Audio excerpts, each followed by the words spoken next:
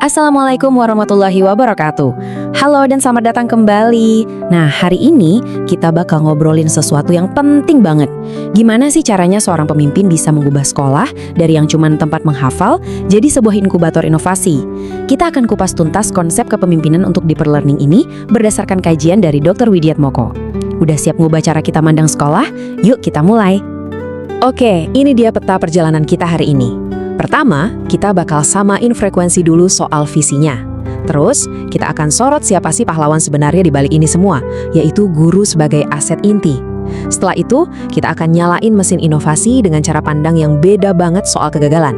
Baru deh kita masuk ke panduan praktis buat para pemimpin. Dan yang paling penting, kita akan bahas kunci transformasi yang mengikat semuanya, yaitu kepercayaan. Baik, kita mulai dari yang pertama, visi. Ya, sebelum kita melangkah lebih jauh, kita harus punya pemahaman yang sama dulu kan? Apa sih sebenarnya yang kita maksud dengan sekolah pembelajaran mendalam ini? Ini tuh bukan sekedar istilah keren yang lagi ngetren, tapi ini sebuah pergeseran fundamental untuk menjawab tantangan zaman sekarang. Ciri-cirinya tuh jelas damet. Pertama, pembelajarannya otentik, artinya nyambung ke dunia nyata. Terus, siswa itu punya kendali atas cara belajarnya. Ini yang disebut student agency.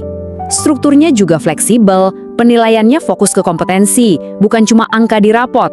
Dan yang jadi pondasinya, semuanya itu dibangun di atas komitmen pada keadilan dan hubungan antar manusia yang kuat. Jadi, intinya tuh di sini. Perubahannya total. Kita nggak lagi cuma minta siswa buat nginget-nginget informasi. Coba deh ingat, dulu kita sering disuruh menghafal kan? Nah, sekarang tujuannya adalah memberdayakan mereka buat pakai pengetahuan itu untuk mecahin masalah-masalah nyata di sekitar mereka. Beda banget kan? Oke, sekarang mari kita bahas siapa motor penggeraknya. Karena visi sehebat apapun yang nggak bakal jalan tanpa mereka. Aset inti sekolah itu adalah para guru, yang perannya harus kita lihat dengan kacamata yang benar-benar baru. Coba deh lihat perbedaannya. Di model lama, guru itu ibaratnya cuma penyampai materi dari buku teks. Udah lupakan itu. Di model yang baru ini, guru adalah seorang arsitek, seorang desainer profesional yang merancang pengalaman belajar yang otentik dan unik buat murid-muridnya. Jauh lebih kreatif, jauh lebih profesional. Terus prakteknya gimana? Nah, inilah yang disebut otonomi guru. Ini bukan bebas tanpa arah ya, tapi kebebasan profesional untuk berkreasi. Coba bayangin seorang guru bisa bikin proyek tentang polusi sungai di dekat sekolah karena murid-muridnya lagi tertarik sama isu lingkungan. Wah, disitulah keajaiban belajar yang sesungguhnya terjadi. Kutipan ini ngena banget. Ini tuh bukan jalan satu arah, tapi sebuah siklus yang saling menguatkan. Kepercayaan dari pemimpin itu melahirkan inovasi dari guru.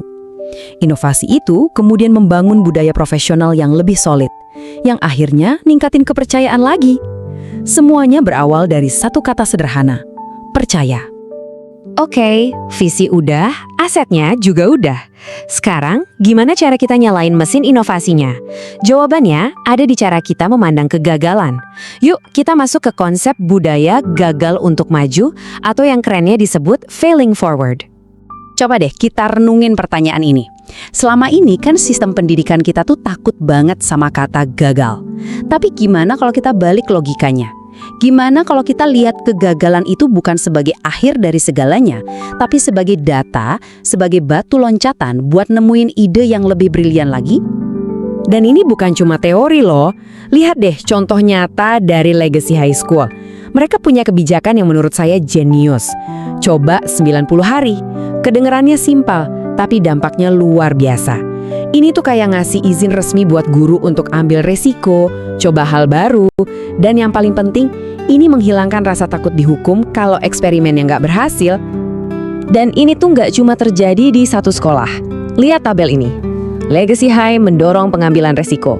Terus ada One Stone dengan kurikulum unik The Blob yang bikin siswanya jadi punya keberanian intelektual. Ada juga Skyline High yang berani buka kelas drone. Polanya jelas banget. Inovasi itu tumbuh subur di lingkungan di mana orang gak takut salah. Nah, setelah paham budayanya, sekarang kita masuk ke panduan praktisnya. Apa aja sih langkah-langkah konkret yang bisa dilakukan seorang pemimpin buat membangun ekosistem inovatif kayak gini? Semuanya berawal dari satu hal, keamanan psikologis. Pemimpin harus secara aktif, berulang kali bilang nggak apa-apa kok kalau gagal. Mereka harus mengubah pola pikir timnya dari kenapa nggak bisa, jadi gimana kalau kita coba.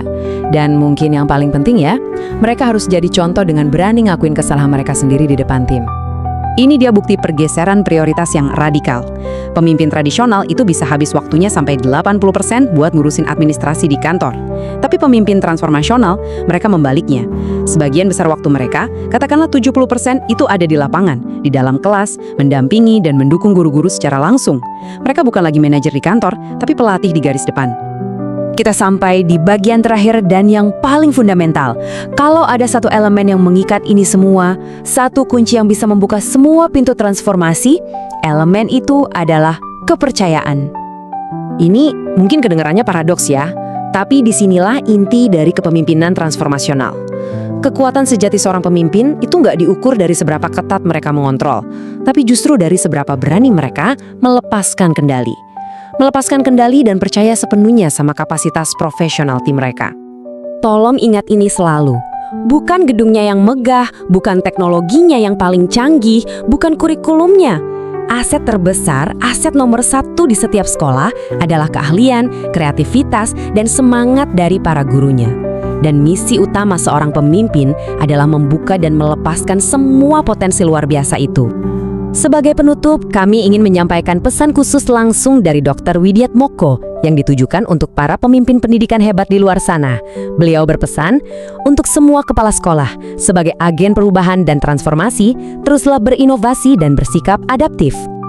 Jadi, setelah semua ini, pertanyaan yang tersisa untuk Anda bukanlah apakah ini mungkin, tapi sebuah ajakan untuk bertindak. Satu inovasi kecil apa, satu eksperimen apa yang akan Anda izinkan untuk dimulai di sekolah Anda mulai besok. Terima kasih telah menyimak.